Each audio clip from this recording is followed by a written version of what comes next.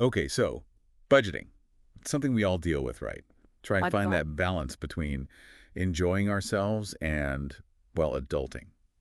But what if, and stick with me here, what if instead of those generic budgeting tips we always hear, we learned from people who are actually out there doing it? I like where you're going with this. There's only so much theory can teach you, right? Exactly. So we took a deep dive into this episode of the Money Matters podcast, and they had this really interesting conversation about budgeting with three guests. And get this, each guest is at a totally different point in their lives, financially speaking. I'm talking different ages, different jobs, different everything. Oh, wow. Okay, so it's like a diverse range of perspectives on how people manage their money. You got it. We've got David. He's a young professional, just starting out, figuring out how to make an entry-level salary work while, maybe also dealing with student loans. Been there. Right. Then there's Sophia. She's a single mom, and let me tell you, she's got a lot on her plate, Hmm. making sure her kids have what they need while also, trying to stay afloat financially. Yeah. It's a lot to juggle. It really is. And last but not least, we have James. He's a successful entrepreneur, all about building long-term wealth. But, and here's the thing, that doesn't mean he's immune to the temptations that come with, having a bit more financial freedom. Oh, I can only imagine. They say more money, more problems or something like that, but this is a really great mix of perspectives. It's like you said, different stages of life, different financial realities.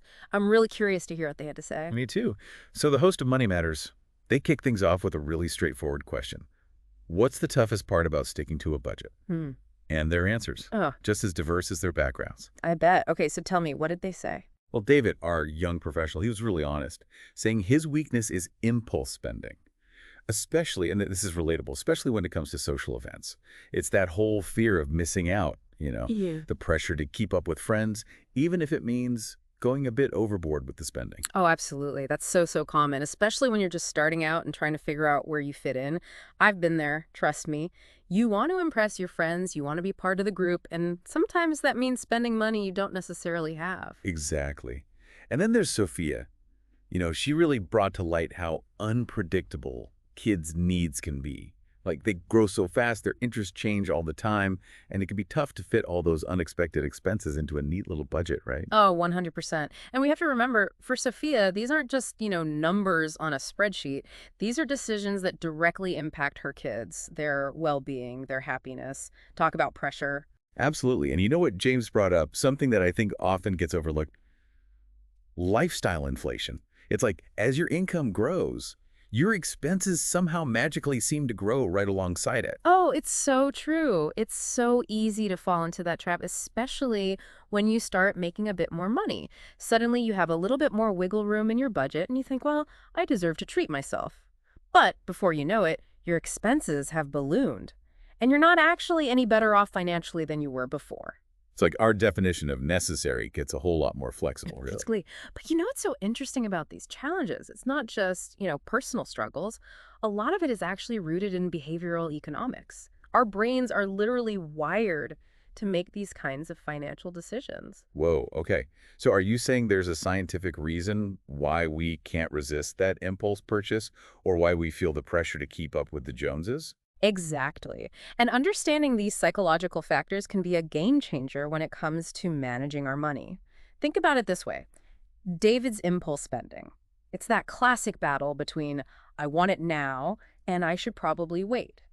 Our brains, they love that instant gratification, even if it comes back to bite us later.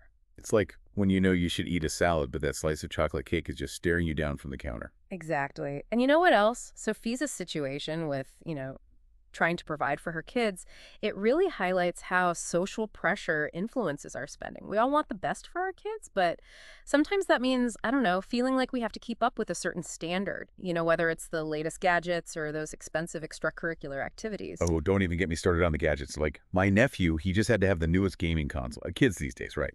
But sorry, I'm getting sidetracked. No, but you're proving my point. It all ties back to those social norms. And then we have James talking about lifestyle inflation. It's like as our income goes up, so does our idea of what's normal spending. We start thinking, well, I make more now, so I can Well, spend more. it's a slippery slope for sure. But speaking of unexpected challenges, the Money Matters host, they dug a little deeper, asking their guests about how they deal with those curveballs life throws our way. Because, let's be real, Unexpected expenses. They're bound to happen. That's life, right? Always keeping us on our toes. So, what strategies did they share for dealing with those financial surprises? Well, David, being early in his career, he was pretty upfront about relying on credit cards when those curveballs pop up. And he even admitted that it's not the best habit, often leading to, that cycle of debt that can be tough to break free from. Yeah, credit cards can be a double-edged sword. They offer convenience, but those high interest rates, they can really sneak up on you. It's like they give you just enough rope to, Well, you know. yeah. But what about Sophia? How does she deal with unexpected costs, especially with, everything else she has going on? Sophia is a master of resourcefulness, let me tell you. When unexpected expenses come up, she gets creative, finds ways to trim costs in other areas of her life. And often that means putting her needs second to her kids, which, let's be honest, is a tough position to be in. It really speaks to the strength and resilience of single parents, They're juggling so much already. Okay, so we've got David relying on credit, Sophia getting resourceful. What about James? He seems like the planning type. What's his strategy? James, he's all about being prepared. He swears by having a solid emergency fund. But not just that, he also emphasizes the importance of diversified investments. For him, it's about having a plan in place so that when those unexpected expenses inevitably arise, they don't completely derail his financial goals. Smart. It's not just about reacting to the unexpected. It's about proactively building a safety net. Okay, so emergency fund, check. Diversified investments, got it. What other budgeting gems did these guests have to share? Well, the host of Money Matters asked each of them for their single most valuable budgeting tip. That one piece of advice they'd give to their younger selves. And David, our impulse spender, he really emphasized the importance of awareness. He said, track your expenses no matter how small. Because it all adds up, right? Those daily coffees, those impulse buys at the checkout line, they can really make a dent in your bank account over time. Exactly. By seeing where our money is actually going, it's easier to see those areas where we might be able to cut back a little bit. Knowledge is power, right? For sure. Okay, so David's all about tracking those expenses. Yeah. What about Sophia? What was her golden nugget of budgeting wisdom? Sophia, she kept it simple, but it really resonated with me. She said, needs before wants. It's easy to get caught up in, the latest and greatest, but at the end of the day, it's about prioritizing what truly matters. It's like a good gut check for your spending habits. Right, exactly. And last but not least, we have James. His big piece of advice: automate, automate, automate. He's a big believer in setting up systems to automatically direct a portion of your income into savings or investments before you even have a chance to spend it. Well, that's a good one. It takes the decision-making, the willpower, right out of the equation. Exactly. It's like you're paying yourself first, just like you'd pay any other important bill. You know it's happening, the money's being set aside, but you don't have to actively think about it every single month. It's like that set it and forget it mentality, but for your finances. I love it. So we've covered a lot of ground here, lots of different perspectives, lots of great advice. What's sticking with you? What's that one thing, that one takeaway that you're thinking, okay, I can actually do this? It's different for everyone, right? But that's the beauty of hearing from people in different situations. Something's bound to click. That's so true. You know what really got me thinking?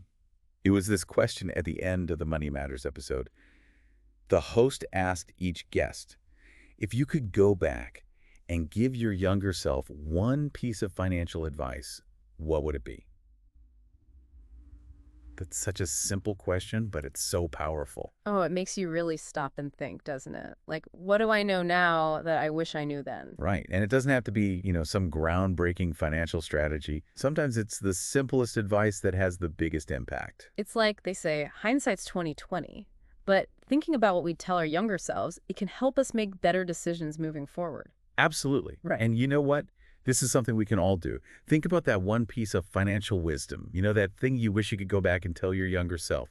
And maybe, just maybe, share it with someone else. Start a conversation. Because we can all learn from each other. Exactly. Sharing our experiences, both the good and the bad. It's like we're helping each other navigate this whole money thing together. And that, my friend, wraps up another deep dive. We'll catch you next time.